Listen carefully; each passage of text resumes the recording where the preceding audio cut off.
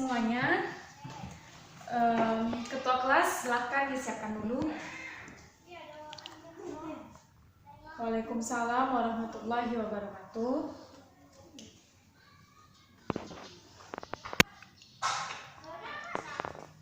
Amin.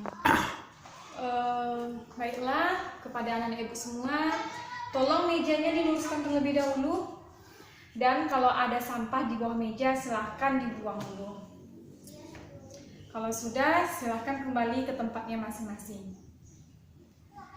Baik, sebelumnya ibu mau absen kalian dahulu ya.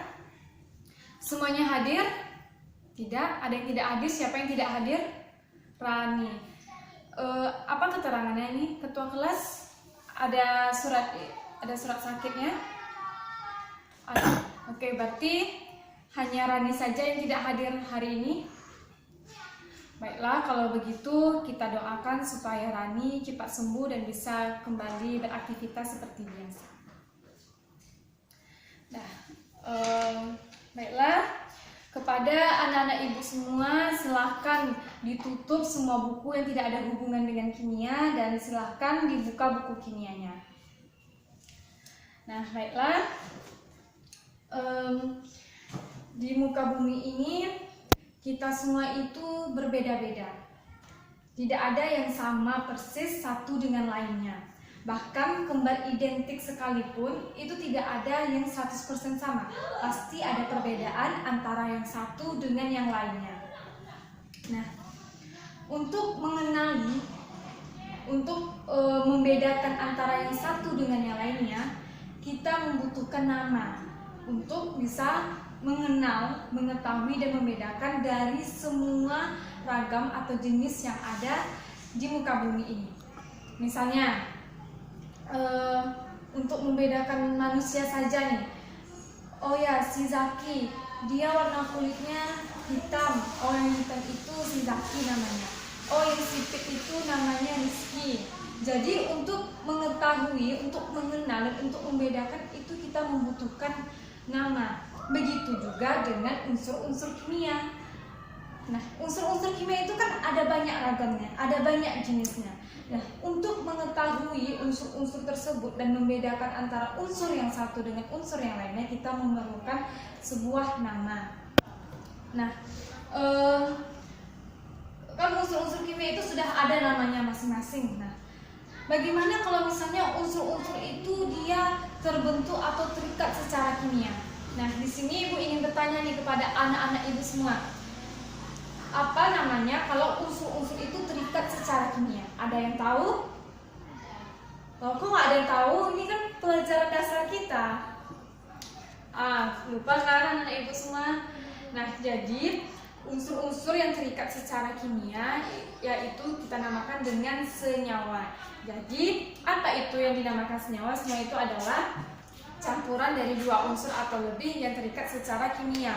Nah, bagaimana cara memberikan penamaan dengan senyawa pada senyawa kimia? Yaitu kita membutuhkan aturan. Nah, apa nama aturannya? Yaitu aturan IUPAC. Nah, pada minggu lalu kan kita sudah membahas tuh mengenai penamaan senyawa organik. Nah, masih ada ingat nggak apa itu kepanjangan dari IUPAC? Ya, trainer silahkan. Iya, betul. Jadi IUPAC itu kepanjangan adalah International Union of Pure and Applied Chemistry. Jadi untuk memberikan penamaan senyawa itu kita memerlukan aturan, yaitu aturan yang berasal secara internasional, yaitu dari IUPAC. Nah, pada minggu lalu kita sudah mempelajari mengenai tata nama senyawa organik dan ibu juga sudah menjelaskan tentang perbedaan senyawa organik dan senyawa anorganik. Baiklah, untuk mengingat pemahaman kalian mengenai pembelajaran minggu lalu, ibu ingin bertanya nih, siapa yang masih ingat apa itu senyawa organik? Ayo, siapa? Iya, Tisa, silahkan. Oke. Iya, betul. Jadi senyawa organik itu adalah senyawa yang komponen penyusun utamanya itu berupa atom karbon dan hidrogen beserta terikat dengan unsur lainnya seperti itu ada oksigen, ada nitrogen, bahkan sulfur dan lain sebagainya. Nah, sekarang ibu ingin bertanya, senyawa organik itu terdapat pada unsur makhluk hidup. Nah, sekarang ibu ingin bertanya kepada Yola. Nah, senyawa organik pada makhluk hidup itu berupa apa? Berupa makromolekul, betul sekali. Nah, sekarang siapa yang tahu atau bisa menyebutkan perbedaan dari senyawa organik dan senyawa anorganik? Kalian sebutkan saja sebanyak 3. Siapa yang bisa, ayo? Ya, silakan Yurike. Ya. Oke. Ya, betul. Berarti kalau semuanya sudah paham, Ibu anggap pembelajaran minggu lalu kalian semua sudah paham ya. Baiklah, adapun pembelajaran kita pada pagi hari ini yaitu tujuan pembelajarannya, siswa dapat menjelaskan tata cara penamaan senyawa biner dan ion poliatomik berdasarkan aturan IUP. Nah, baiklah, semuanya silakan memandang ke papan tulis. Nah, kemarin kan kita udah penamaan senyawa organik, sekarang kita penamaan senyawa anorganik. Nah, senyawa anorganik itu ada 2, itu ada biner dan ada ion poliatomik. Sekarang kita masuk ke penamaan biner. Nah, biner itu adalah penamaan untuk senyawa yang terdiri dari 2 unsur yang berbeda. Nah, penamaan biner ini terbagi menjadi 2 macam, yaitu ada penamaan antara non-logam dengan non-logam, dan penamaan logam dan non-logam. Nah, sebelum Ibu menjelaskan mengenai tata namanya, siapa di sini yang tahu apa itu unsur logam dan apa itu unsur non-logam? Ayo, siapa yang bisa menjawab? Ya, Titin. Sekarang coba kamu sebutkan apa itu unsur logam. Ya. Betul, jadi unsur logam itu adalah unsur yang berada pada golongan 1, 2, atau 3. Nah, sekarang Titin coba kamu sebutkan contoh satu unsur dari logam. Natrium. Nah, natrium itu berada pada golongan berapa? Golongan 1A. Betul. Natrium. Simbolnya Na ya. Nah, sekarang Ibu bertanya kepada Nisa. Coba kamu sebutkan apa itu unsur non-logam. Ya, betul sekali, yaitu unsur yang berada pada golongan 4, 5, 6, 7. Nah, sekarang coba kamu sebutkan satu contoh dari unsur non-logam. Klorin. Nah, klorin itu berada pada golongan 7, betul sekali. Berarti klorin ya. Simbolnya Cl. Nah, bagaimana dengan tata nama dari senyawa logam dan non-logam? Tata namanya yaitu logam diletakkan di depan, lalu diikuti dengan non-logamnya dan diberi akhiran ida. Nah, sekarang kita kasih namanya ya. Namanya ini adalah natrium klorida. Jadi logam dulu, baru non-logam, dan diikuti dengan akhiran ida. Nah, natrium klorida. Sekarang Ibu ingin bertanya kepada Muntiah. Nah, natrium klorida ini kalau di kehidupan kita sehari-hari itu apa? Siapa yang tahu? Ya, Muntiah silakan. Ya, betul, garam ya, tepatnya garam dapur. Nah, itu NaCl. Nah, sekarang non-logam dengan non-logam. Bagaimana dengan penamaan non-logam dengan non-logam? Kasih contoh ya, CO2. Nah, C dan O, karbon dan oksigen itu termasuk ke golongan non-logam. Nah, non-logam pertama diikuti dengan non-logam yang kedua dan diberi akhiran ida. Berarti sama ya dengan penamaan dari si logam dan logam. Jadi non-logam pertama diikuti dengan dengan logam kedua dan diberi akhiran ida. Nah, bagaimana kalau misalnya unsurnya lebih dari satu? Maka kita kasih awalannya dengan penamaan Yunani. Bagaimana, Bu? Nah, ini adalah karbon oksida. Kan karbon oksida ditambah dengan akhiran ida. Karena dia terdiri dari dua unsur, maka kita kasih dia awalan Yunani, karbon dioksida. Nah, nanti tugas kalian hafalkan ya tentang penamaan dengan awalan Yunani, yaitu yang ada mono itu 1, di itu 2, tri itu 3, dan seterusnya. Nah, sekarang Ibu tanya, senyawa karbon dioksida pada pernafasan manusia itu dia akan mengeluarkan senyawa karbon dioksida. Nah, dalam proses apa lagi yang terdapat karbon dioksida? Siapa yang tahu? Ayo. Ya, Trinur. Betul, dalam proses fotosintesis. Nah, di mana dalam proses fotosintesis itu dia menghasilkan maksud Ibu dia menyerap atau membutuhkan karbon dioksida, kemudian dia menghasilkan oksigen. Oke. Nah, selanjutnya kita masuk ke penamaan poliatomik. Ya. Nah, apa itu senyawa poliatomik? Nah, senyawa poliatomik itu adalah senyawa yang terdiri dari ion-ion poliatomik. Nah, apa itu ion poliatomik? Adalah ion yang terdiri dari dua atau lebih atom yang terikat secara kovalen atau kompleks logam yang dapat dianggap berperan sebagai satu unit tunggal. Nah, bagaimana dengan penamaan dari poliatomik itu diikuti caranya itu kation diikuti dengan anion. Nah, kation itu dia bermuatan positif, sementara anion bermuatan negatif. Jadi kation lalu diikuti dengan anion.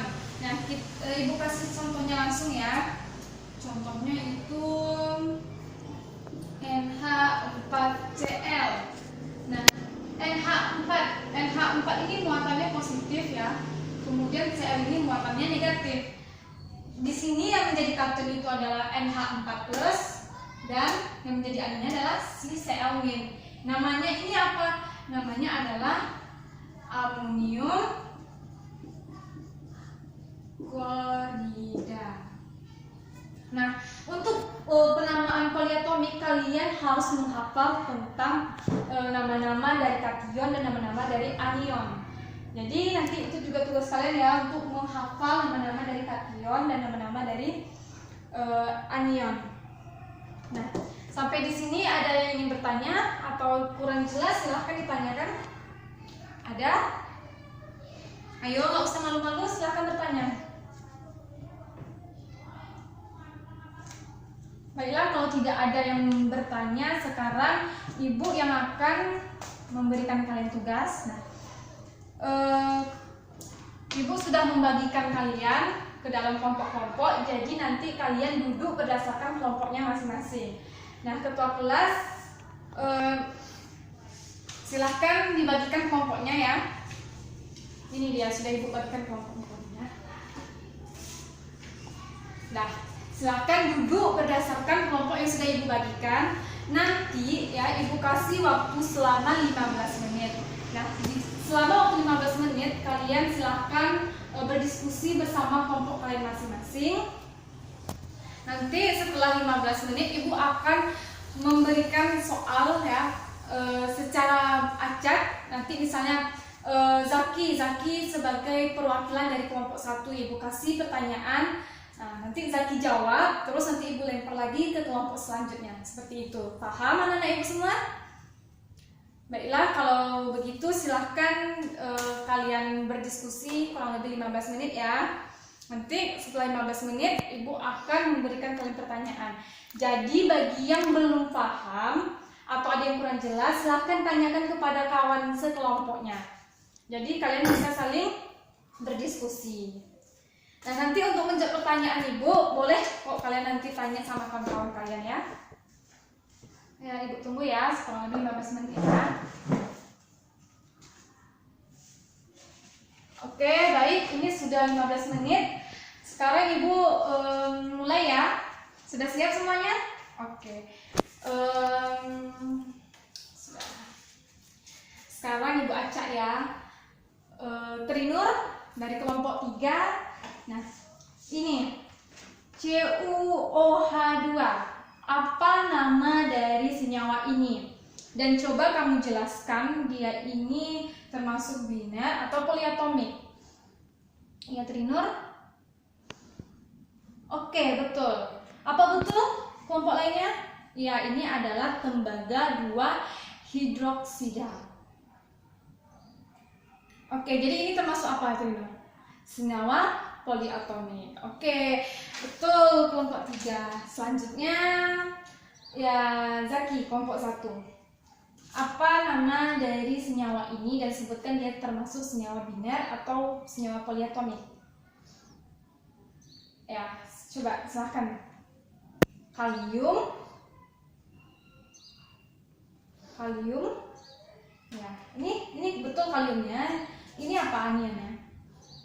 Perklorat, betul, termasuk senyawa poliatomik. Oke, berarti kelompok 1 dan kelompok 3 sudah betul. Nah, sekarang kelompok 2, ya Yola, silahkan jawab. Dinitrogen pentaoksida, ini biner apa? Non logam dengan non logam. Oke, betul. Nah, sekarang kelompok terakhir, kelompok 4. Nah, ini apa namanya dan dia termasuk senyawa apa? Besi. Oh, salah. Besi 3 klorida. Kan ada ini 3-nya nih kan. Nampak ini yang namanya adalah besi 3 klorida dan dia termasuk ke biner logam dan non logam. Baiklah. Karena waktu kita mau hampir habis, Ibu rasa sudah cukup pertemuan kita pada pagi hari ini. Untuk tugasnya minggu depan, silahkan kalian buka halaman 15. Itu ada 10 soal, silahkan kalian kerjakan di rumah. Dan untuk minggu depan, Ibu akan mengadakan ulangan. Jadi Ibu harapkan kepada kalian semua untuk mempelajari baik-baik pembelajaran kita pada pagi hari ini dan yang minggu kemarin. Dan untuk tugasnya dikumpulkan sebelum ulangan. Jadi jangan lupa dikerjakan tugasnya dan jangan lupa belajar untuk ulangan minggu depan. Sebelum Ibu tutup, siapa di sini yang bisa merangkum dari pelajaran kita pada pagi hari ini? Ada yang bisa? Ya, Yola, silahkan. Oke, ya betul. Oke, nah, jadi kita simpulkan bersama-sama ya. Adapun pelajaran kita pada pagi hari ini yaitu mengenai penamaan senyawa anorganik yang mana itu terdiri dari biner dan poliatomik. Nah, penamaan biner itu adalah untuk penamaan yang terdiri dari 2 unsur yang berbeda, yaitu ada logam dengan non-logam dan non-logam dengan non-logam. Nah, penamaannya itu logam di awal diikuti dengan non-logam dan diberi akhiran ida, begitu juga dengan non-logam. Non-logam pertama diikuti non-logam kedua diberi akhiran ida. Sementara untuk penamaan poliatomik itu kation yang bermuatan positif terletak di awal baru diikuti dengan anion yang bermuatan negatif. Baiklah, adapun motivasi pembelajaran kita pada pagi hari ini adalah supaya anak-anak ibu semua bisa mengetahui, memahami untuk memberikan penamaan pada senyawa. Karena ada istilah tak kenal maka tak sayang. Jadi bagaimana kalian bisa menyukai kimia sementara kalian tidak tahu nama-nama dari senyawanya? Baiklah, Ibu rasa sudah cukup pembelajaran kita pada pagi hari ini. Ibu akhiri dengan Assalamualaikum warahmatullahi wabarakatuh. Nah,